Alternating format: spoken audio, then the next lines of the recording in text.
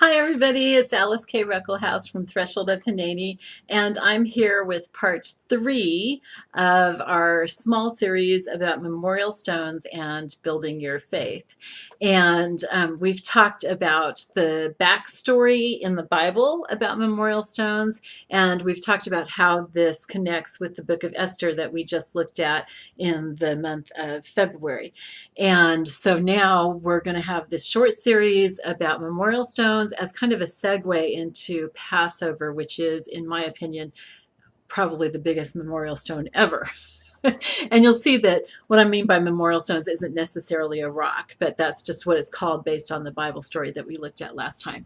Anyway, so I told you that I would share some things from my own life that God has done and how I have memorial stones to that, just as examples so that you can see, maybe get some ideas of ways that you can set memorial stones that will help you to remember the things that God does in your life so that it will help you build your faith. And also, I want to encourage you, please, please, please, major encouragement to share the things that God's done in your life, either recently or maybe even in the past, in the comments below, to encourage other people, because the more that we hear about the things that God does, it doesn't have to be in our life, it can be in somebody else's life. Those things will encourage us and spur us on and grow our faith. This is one of the major reasons that we even have God's word, is because we can read about the ways that God worked in other people's lives, and that will grow our faith. When we read about Esther, it helps us to have courage. It helps encourage us that God will reward us in the end, that He is in charge, that even when things look absolutely dire, that He is going to take care of it all, and that everything is going to work out for His glory and our good. And so when we read the Bible, that's one of the things that we're supposed to be getting out of it, is these stories of faith that encourage and build our faith. And that's what we should be sharing with each other too, so that we can build each other up. In the Bible, this is called edifying. Edifying just means building up, like you're building a building, an edifice, and this is one of the ways that we do that, is in sharing our stories with each other. So I'm just really, really hoping that you'll share your stories in the comments below, about how God's done something for you, maybe about how you've memorialized that if you have, but if you haven't, that's okay. Sharing it here is memorializing it. And especially if there are things that He's asked you to do recently, share about those. That would be really, really helpful too. And that's also a step of faith on your part, because a lot of times it's kind of scary to share those things. And we talked a little bit last time about how courage doesn't mean that you're not afraid. It just means that you do the right thing even though you are afraid. And that's when the greatest things are done. You can be sure that if you think about any hero in history, when they did something great, they were probably a little afraid of doing it. But they went through and they did it anyway. And we're probably going to be talking this summer about what I like to call superheroes of the faith, for the same reason, because I want you to hear about things that other people have experienced that will help encourage you and grow your faith. So anyway, I'm going to share today about my own experience, and I have so many things that God's done for me, and a lot of those that I've built memorial stones into my life so that I don't forget about them. So there's just no way that I could share all of them. So I tried to boil this down to a few. I have a list of like 5 or 6, and I'm really only going to share 2 or 3 of those today. So I'm kind of deciding as I go what exactly I'm going to share, and hopefully God will just lead me to share the right things that will really minister to you and make sense to you. So I want to share first a little bit about how I became interested in memorial stones, because this isn't like a really famous story in the Bible. We don't usually hear it preached about. We don't usually hear about it as children in Sunday school or anything. And so it's like, so why did this become so important to me? Well, when I was in my early 20s, I would say like about 1985 probably, we had a man come to our church named Bruce Wilkinson, and he's pretty well known now because he's the author of The Prayer of Jabez. And if you haven't read that, I would really recommend it. It was really popular uh, probably about 20 years ago, and you can still find it. It's a classic. It's really short. I'm looking right now at christianbooks.com, and it's $3.49 for a 3-pack of it. I'll try to put the link down below, and that may not still be there when you watch this, if you watch this a lot later. But it's a book that's definitely worth looking for, and it's worth sharing with other people. But anyway, at that time, Bruce was sharing the seminar that he called Walk Through the Bible. And he had a walk through the Old Testament and a walk through the New Testament. And the point was to give you a summary in one day, just a few hours, of the whole Old Testament or the whole New Testament, along with motions and important phrases to help you remember it. So you basically memorized, not basically, you did memorize a really cool outline of the whole Old Testament in one day, or the whole New Testament in one day. And this particular day, he was at our church teaching his walk through the Old Testament. And I remember when we broke for lunch, my husband went off and was talking with some other friends, and I just wanted to go to the car because I needed to think and pray about one of the things that Bruce had said that just really, really struck me. And he said that when the children of Israel were walking around in the wilderness and walking around and around and around for 40 years, that one thing that kept happening was that they had to keep learning the same lesson over and over and over. It was like God taught them something, but they didn't learn it. And when we don't learn what God's teaching us, we have to keep going through that thing over and over and over. Now, sometimes we do learn what God's teaching us, and we seem to go through the same thing, but it's at a higher level. It's kind of like you get taught about something in physical science in first grade, and then you learn about physical science again in second grade and in third grade, but every time it's at a higher level. So that's not because you've forgotten the lesson, it's just building on it. But there are some times when we have to keep taking that same class over and over and over. And that's what happened in the wilderness with the Jews, is that they had to keep learning these same things over and over and taking the class over and over and over. And I determined then and there in our car, I mean, I remember this so clearly. We were parked right in front of the ladies' bathroom. I can still see the door to the ladies' bathroom because this was such a life-changing event to me. And I remember saying, God, I don't want to have to keep learning the same lessons over and over and over. I want to learn the lesson and be able to move on. I want to keep progressing through the classes that you have for me.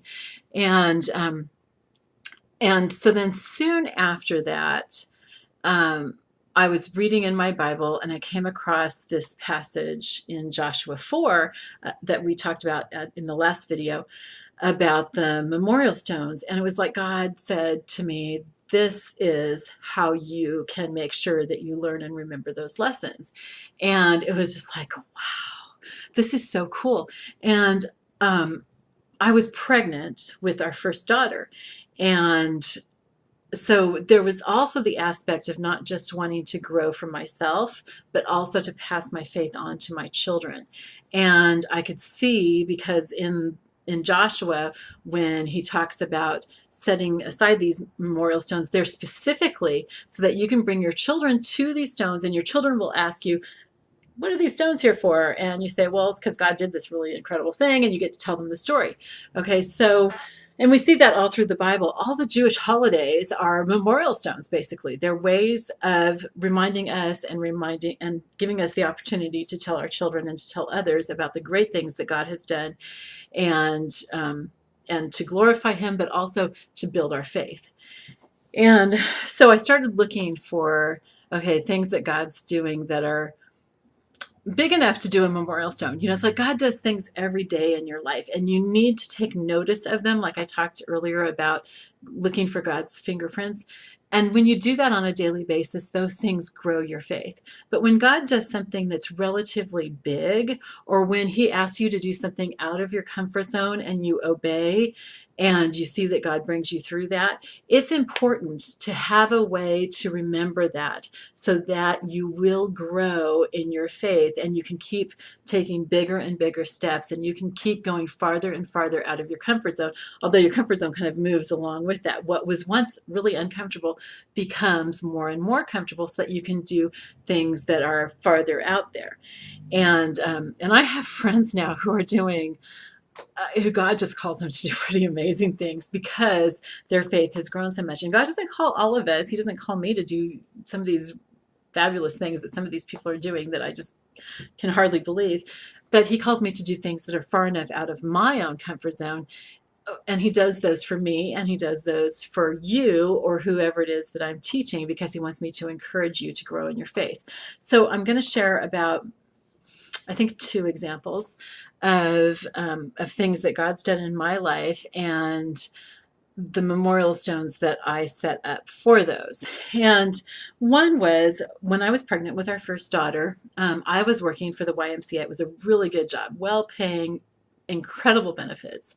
And my husband didn't have a job at the time. He had just finished his time in college and he was looking for work. And so it was looking like I was going to have to continue working after my baby was born. And my dream all my life had been to be able to be a stay-at-home mom. In fact, it was kind of an assumption that that's what I was going to do. Back then, that was what a lot of women did. And it didn't look like I was going to be able to do that. And I was pretty heartbroken over it, but I was also like, well, okay, this is how the modern world is. And so anyway, one night during church, I remember God saying very clearly to me that He was going to have me stay home with our baby. And my husband also heard that same thing. He told me before I said anything, he said, God wants you to stay home. That's what I felt like God was telling me today. And so, I don't know how we're going to do it, but we both decided that we were going to obey, even though we didn't know how that was going to happen. Well, it was just like within a few days that he was accepted for a job that he had applied to a long time before and was sure that he hadn't gotten. And this ended up being even better paying than what I was getting. And it was driving a bus, and the benefits were fantastic also. They were pretty much the same as what I was getting through the YMCA. Well, so then on top of that, when I got to my due date, and I went past dates on all 5 of my children, one of them I actually carried for 10 months, which apparently isn't that unusual.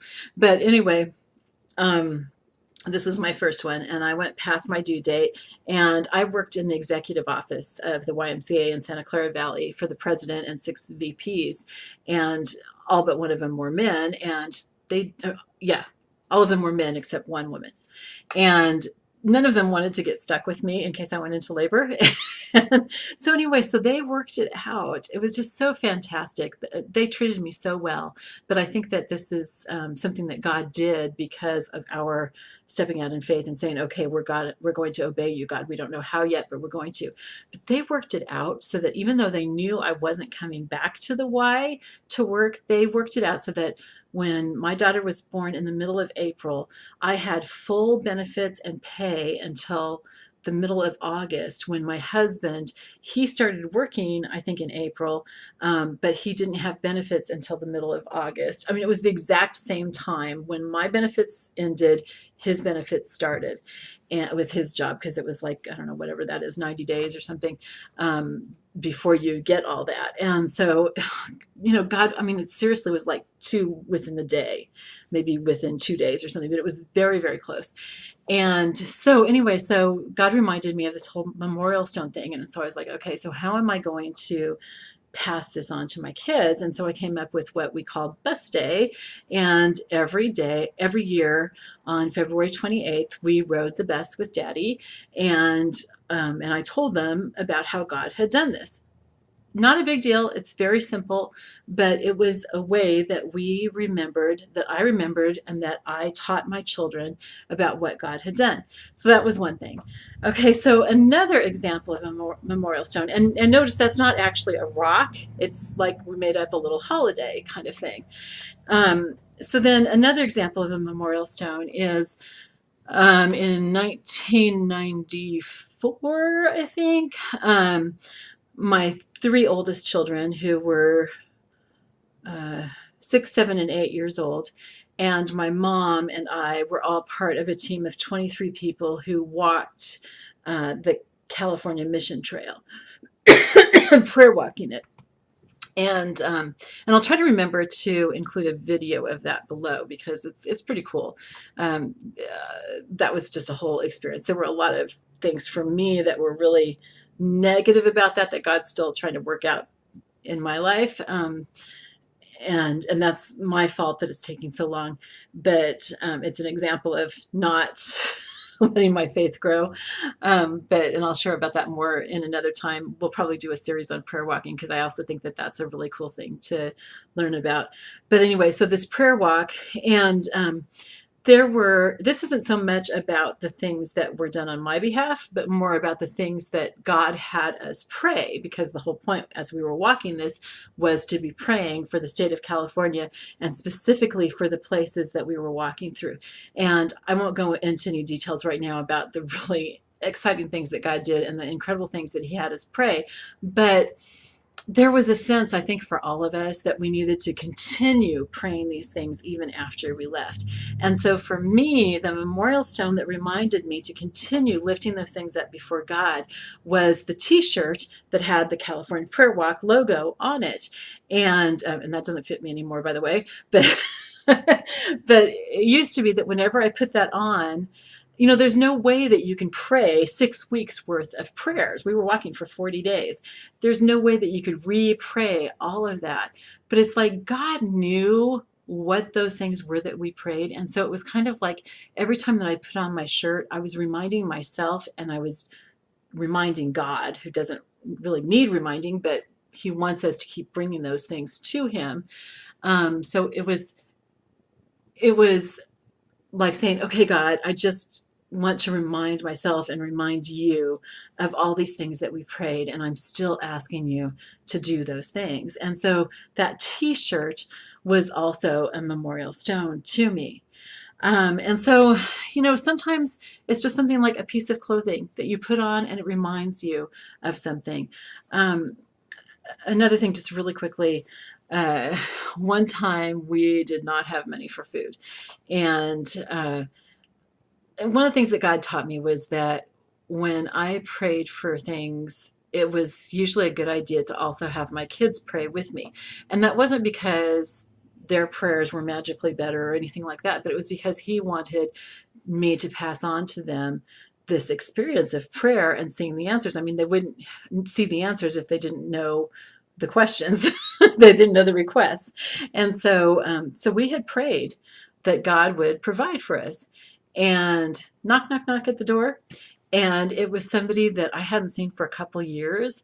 And she said that, I can't remember exactly what it was, but I think it was like a grocery store or something that gave their church the foods that had just expired. So they were still perfectly good and everything. And she just felt like God was saying to bring a box of it to us. And it was like, it was perfect. I mean, the things in that box were just perfect. And in fact, after we closed the door and we went and took it into the kitchen and looked into it, there was a pie in it, which obviously isn't something that you need. And I remember my third daughter saying, Mom, God didn't just give us what we needed. He gave us what we wanted.